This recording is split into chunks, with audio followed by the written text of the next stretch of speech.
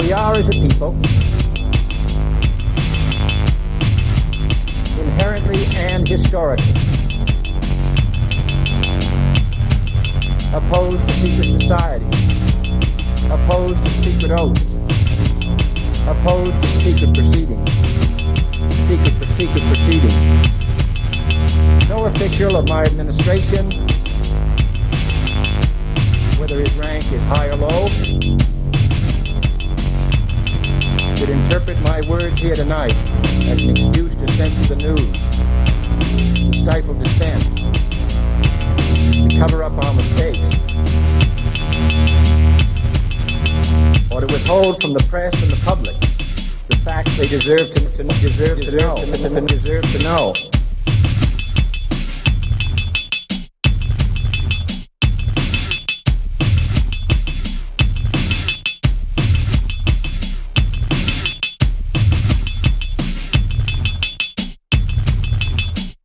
Welcome to Conspiracy Corner Podcast. This is Abe, your host. It is 4:04 a.m. Friday, January 7th, and I am snowed in. I didn't make it to work yesterday, so that kind of sucks because my landlord doesn't like to plow our parking lot, so I'm stuck here, and they expect me to pay rent and expect me not to lose my job. So, yeah, that's what I'm dealing with. Yesterday, when I tried to go to work, I couldn't get out. Literally spent like 45 minutes with two other neighbors pushing my stuck car back into the driveway. Well, my parking space, pretty much. I got the car stuck behind two cars who are my neighbors, who basically stopped them from being able to go to work or go out. So, yeah, fun. That's been my day. Fucking horrible. But besides that, man, it's just been busy. Was trying to get overtime this week. I went in yesterday on my day off, but I missed today, which was my day scheduled, so the whole overtime thing is not working out. Just wanted to make a little extra money because Valentine's Day is coming up, and had both of the cars in the shop. So, yeah, but, you know how it goes. So, yeah, today we're covering something that I heard, and I told this person I would give them a shout out. I heard this off of a comment section from a channel called BB Truth. They do kind of like real quick small videos from like, kind of like Memeology 101. I don't know if anyone's ever checked out that channel, but check out that channel too. And in the comment section, I can't remember the actual commenter. I don't think they were a content creator or anything like that. Otherwise, I'd shout them out too. But they were saying something along the lines of this situation, this pandemic that we're in, has been planned for like ever. And they basically were talking about this document that was signed. And you guys know me on my channel. I've been going back since like all the way back to like Dark Winter, Operation Dark Winter, Event 201, like Conplan 8888, shit like that. Like, I go back to the past when it comes to this to show that it's been planned. Now, this was something in 2005. It's a document, and I figured we'd go over it together, and maybe it'll kind of show you how long this has been planned. And I mean, it's been planned further back than that when you get into the whole Tartaria resets in the past, the Spanish flu. This isn't the first time they've tried this, So, now this is International Health Regulations. It's IHR for short. Protecting, and this is from the CDC website, so you can look this up and find it yourself. But from what this person was saying, this is some pretty creepy stuff in here. Protecting people every day. With the signing of the revised International Health Regulations, the IHR, in 2005, the international community agreed to improve the detection and reporting of potential public health emergencies worldwide. IHR in 2005 better addresses today's global health security concerns and are a critical part of protecting global health. The regulations require that all countries have the ability to detect, assess, report, and respond to public health events. CDC is working with countries around the globe to help meet the IHR 2005 goals. So, like I said, this has been going back for a minute. They've been planning shit. CDC's global programs address over 400 diseases, health threats, and conditions that are major causes of death, disease, and disability. Our global programs are run by world leaders in epidemiology, surveillance, right there, surveillance, informatics, which I'm guessing is information mathematics, I guess. I have no idea on that one. I've never heard that word in my life. Informatics, laboratory systems, and other essential disciplines. Through partnerships with other countries, ministries of health, CDC is improving the quantity and quality of critical public health services. Now, this is building a foundation for global health security. IHR 2005 also serves as a foundation for CDC and the global health security agenda. I like how they use that word. Global health security agenda. So it'll be the GHS agenda for short, is an effort by nations, international organizations, and civil society to accelerate process towards a world safe and secure from infectious disease threats. A world, not specific separate countries, a world safe and secure from infectious disease threats. Now you need to pay attention to this wording, man, because it's the wording. It sounds nice, and oh yeah, that sounds nice. But that's how they get weird shit passed and weird shit put into play on this chessboard called life. To promote global health security as an international priority and to spur progress toward full implementation of the IHR. The GHS agenda provides 11 clear targets which will serve as a roadmap to help countries create systems that are able to prevent, detect, and respond to health threats. The GHS agenda recognizes the challenges countries are facing, laying out practical and concrete steps countries can take toward strengthening their health systems, as well as ways in which countries can support each other. Now, this is about IHR. Now, before we get into about IHR, I would like to say you can find us on YouTube and UgeTube. That's UGE Tube. If you would like to kind of put a face to a voice. If you would rather listen to us on audio only, because it does save your phone battery if you're working or if you're just doing some cleanup around the house or whatever, because your phone can go to sleep while it's playing. You can find us audio only on Breaker, Google Podcasts, Radio Public, Spotify, Anchor, and once in a blue moon we're on BitChute whenever we can get it to work. So there's where to find us. And also, I do have an interview planned with, I'm trying to get Pockets of the Future on here, but I don't make money off of this channel. I make like a penny a listen. I'm up to like $11, something like that. I'm trying to save up so I can get, Sammy's got some device to where I can use Zoom and capture it. So that way I could start doing interviews with other creators, content creators.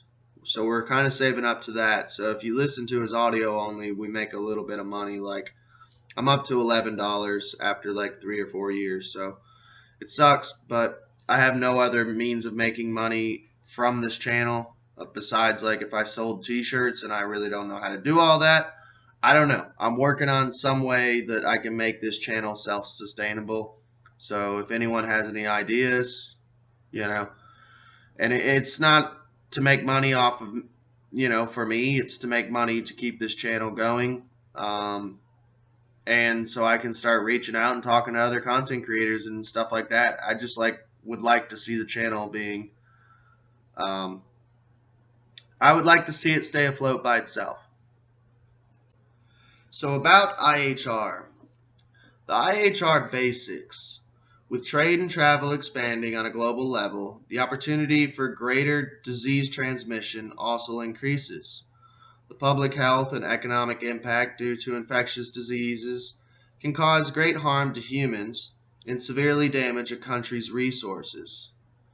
IHR 2005 is coordinated by the World Health Organization and aims to keep the world informed about public health risk and events. So there you go, the WHO, the evil WHO. As an international treaty, the IHR 2005 is legally binding, so this is where you need to pay attention. All countries must report events of international public health importance. Countries reference IHR 2005 to determine how to prevent and control global health threats while keeping international travel and trade as open as possible, meaning it can be shut down.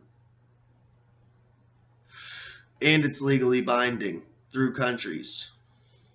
IHR 2005 requires that all countries have the ability to do the following. Number 1, detect.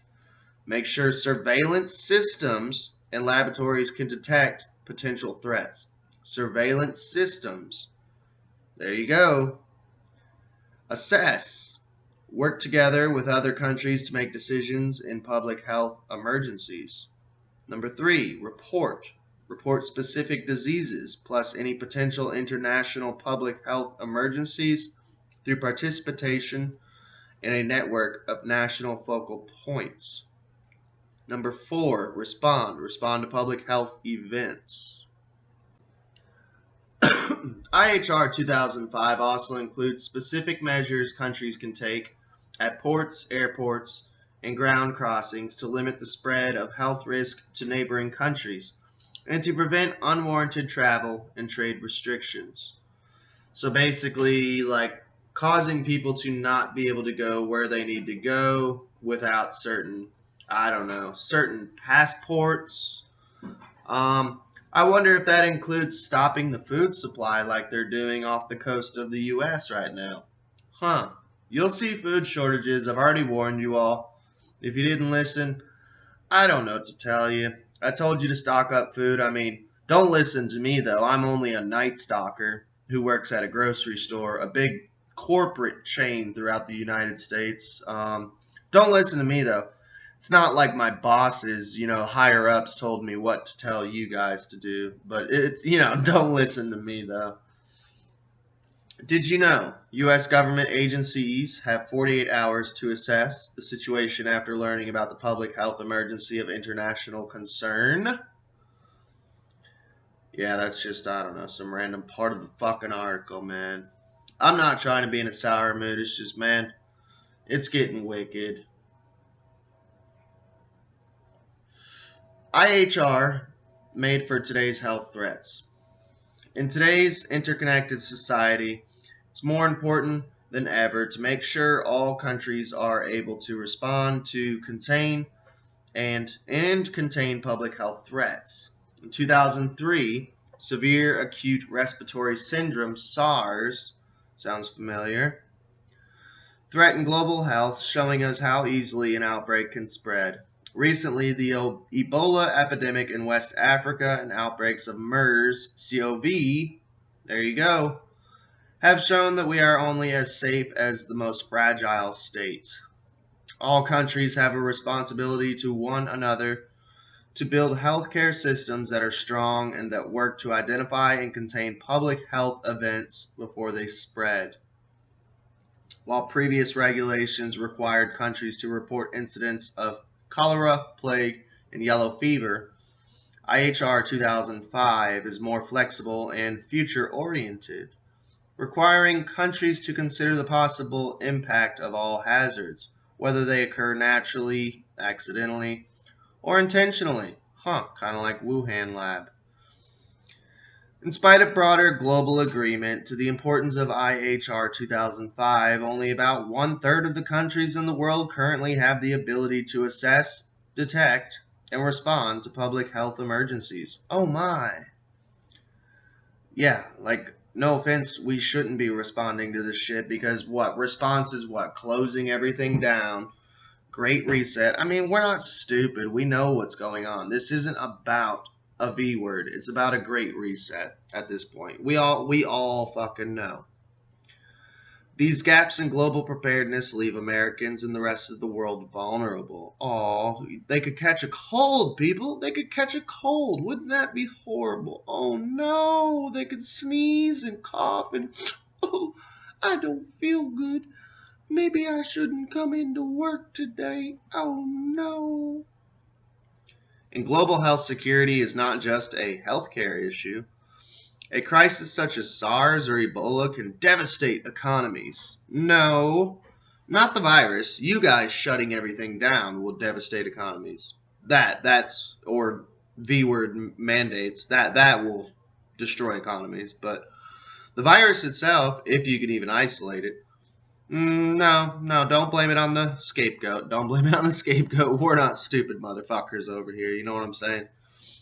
And keep countries from developing. The World Bank Group estimates that Guinea, Libya, and Sierra Leone together will lose at least $1.6 billion in foregone economic growth in 2015 as a result of the Ebola epidemic. The impact of this kind of economic devastation reaches farther and wider than ever. Well, here's the thing. I mean, money apparently is backed by nothing, so you guys could just print more and just give it to them, you know? I mean, let's be straight up. Protecting people.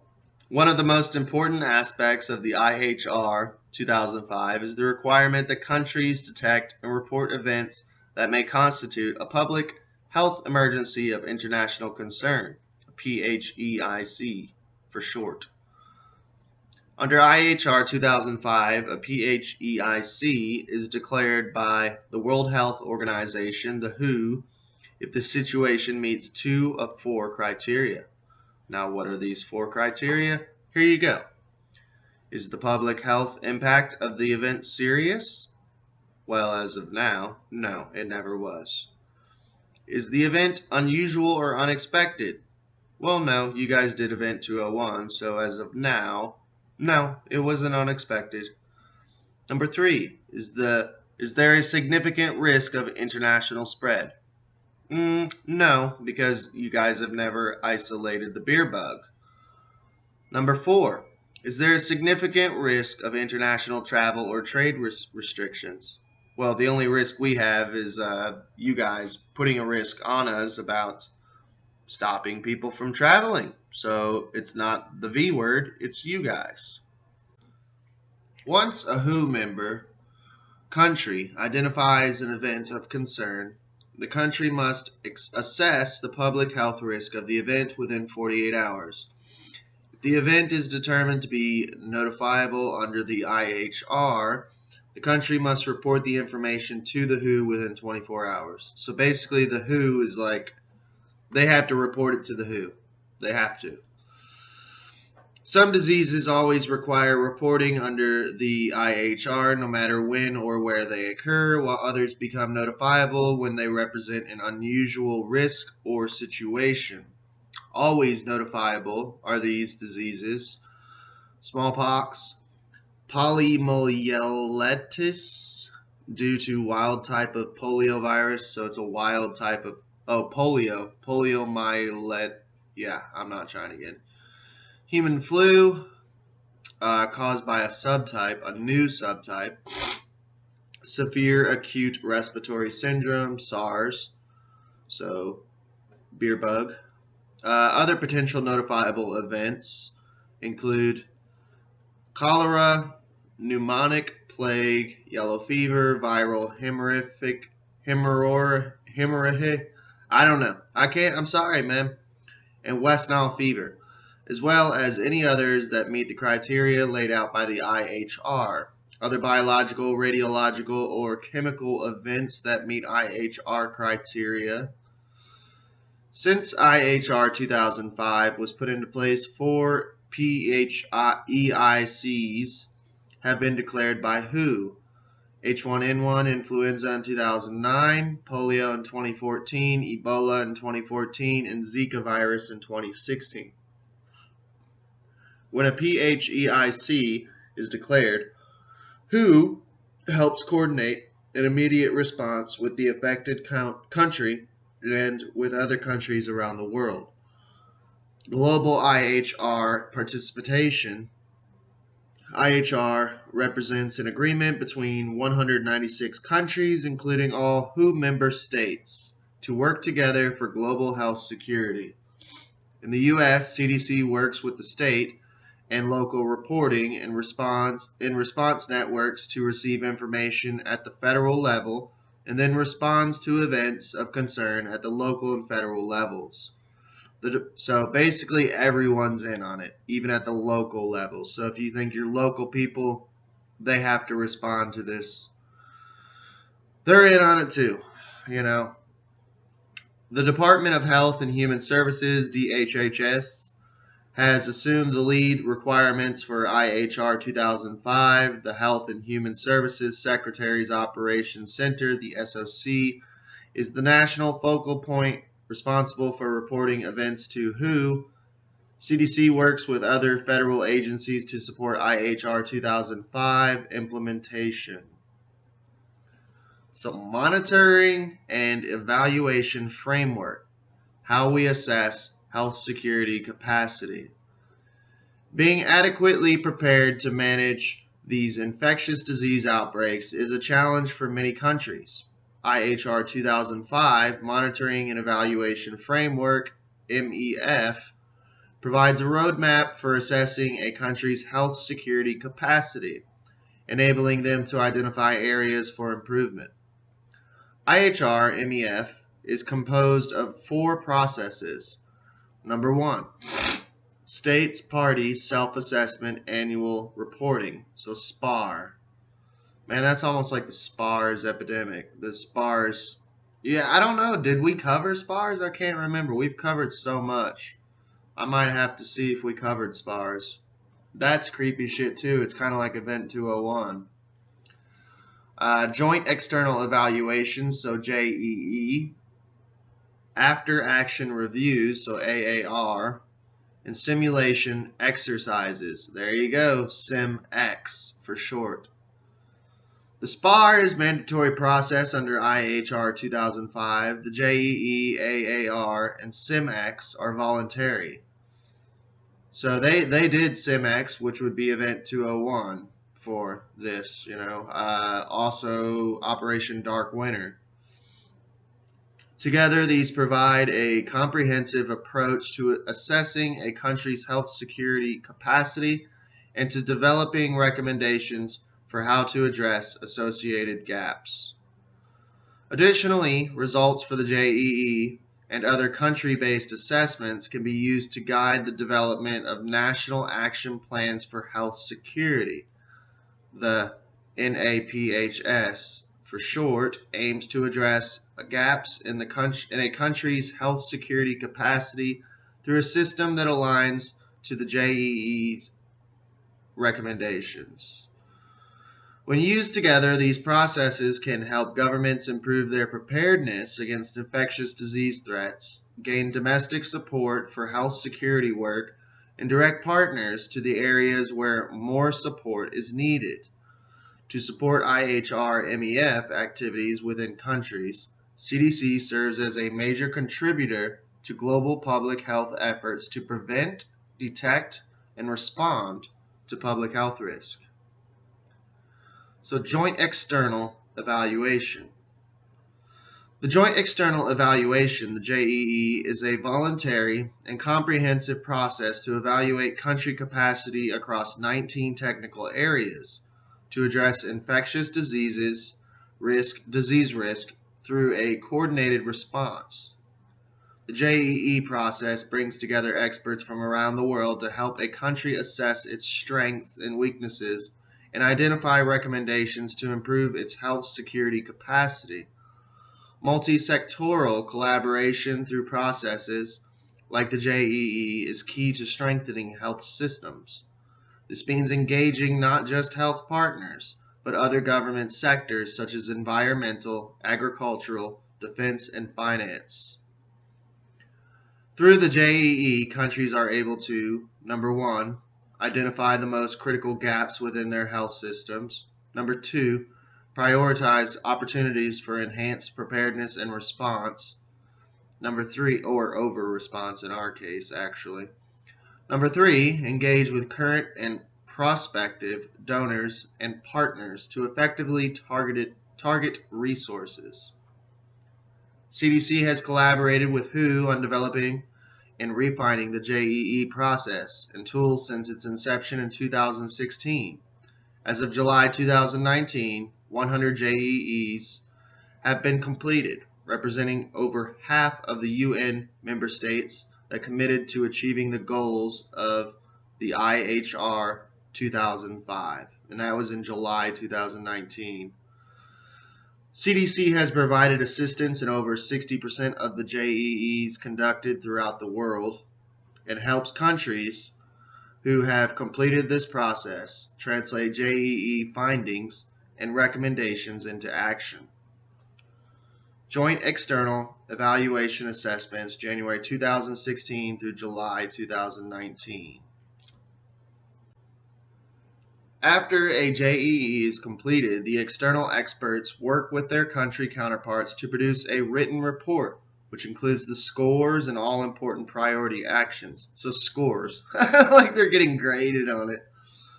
This report serves as a guide for the country on how to build health security capacity within each technical area.